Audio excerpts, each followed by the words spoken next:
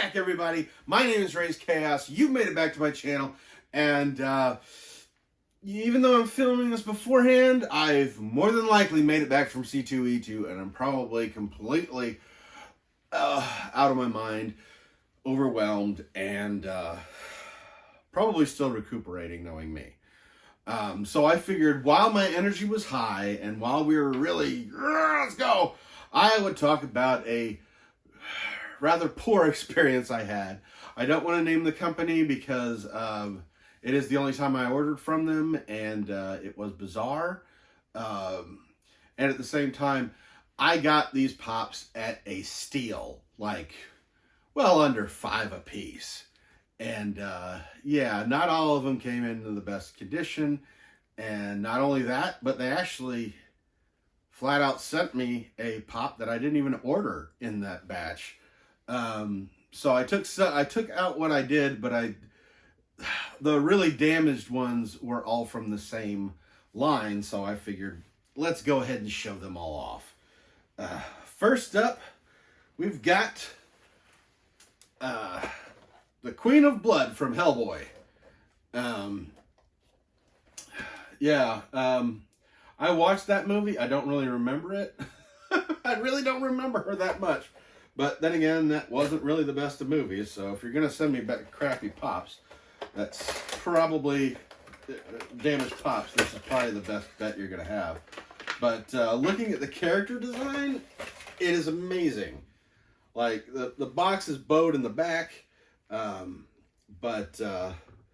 Yeah, this, if I didn't know the movie was such a piece of crap, this almost makes me want to look at it again. I might actually. I've got it on DVD because I'm a collector and that's what I do.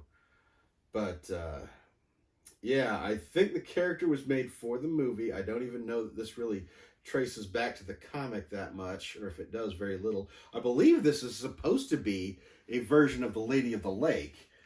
But, I mean, just design-wise, this is a great-looking pop. The helmet, everything. Oh, God, it's just gorgeous. This is the first time I've looked at it since I take it out of that crappy box, so I didn't even realize how elaborate the helmet got, because it's kind of hidden in the box. So, wow. All I can say is wow on that. Huh. Oh, okay. So, I kind of grabbed her because I wanted the set, and the next one that I got was basically because I love the character. And again, the box is kind of beat up a bit, but this is Lobster Johnson! Of all the Hellboy characters, for some reason, this guy is my favorite. He is a absolute mystery, and he just kind of turns up and leaves as he pleases, at least to the point when I was reading it. So, yeah, I think Thomas Hayden Church is the guy that plays him in the movie, and he belts out that Lobster Johnson so loud and so perfectly. And I absolutely loved it. And to me, it was the best part of the movie. So, as a matter of fact, seeing these two together makes me almost watch that movie, which I will never forgive because that movie was awful. But I have a Lobster Johnson. I mean, you got the lobster claw on the chest, on the hand. He's holding the gun. He's got it. Oh, yeah. I love the detail in this pop. I think I like the pops more than I actually did the movie, because I don't think that's really a hard thing to accomplish. But yeah, this is absolutely gorgeous. And that leads me to the final one, which was really kind of a mix because one, it was the character I wanted most. And then it was the most beat up as well.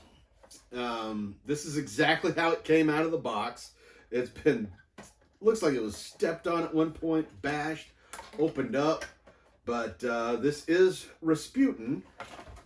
And part of the reason I wanted this was because One, yes, he's Hellboy villain and everything, but he's also kind of a real life freak. He was involved in, he was a big factor in the fall of Russia's monarchy. And yeah, this is a little bit more, because he had in real life he didn't quite look like this. Obviously the robe was not real, but the legends around this guy's death is part of the reason why he is included in the Hellboy series, is because it was almost supernatural.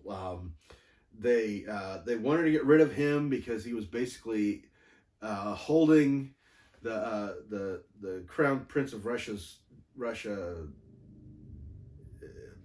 basically used his illness to his advantage to keep him, and he would use that to make power. He would have orgies with royalty, basically blackmail people. And I mean, he was blackmailing and having orgies with nobles, and I mean, it was just kind of this dirty little monk that got in there, and he was crazy, and he took advantage of everything he possibly could, and he put a stranglehold on power where he could.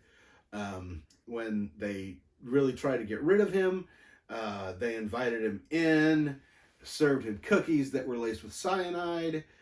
He actually had a rare condition, stomach condition, where his stomach did not produce the enzyme that reacts with cyanide, so it didn't kill him. So he ate several of these things and he didn't die. And when that didn't work, they started beating him. They started beating the crap out of him, and he somehow kept coming up. They stabbed him with swords. They shot him. And when they were getting ready, when they took him out to get rid of the body, he started kicking again, and he started struggling to get away. He's full of poison. He's been stabbed. He's been shot. What else could you do with it? He's been beaten over the head. And they went ahead and busted open the ice in a frozen lake and tossed him in there. And the rumor has it that even after they did that, they could see him under the ice, beating on the ice to get out, because he still wasn't dead. So, a rather gruesome death, and that's why, you know, he's almost comic book character level freaky. So you can totally understand why Mignola like pulled him in.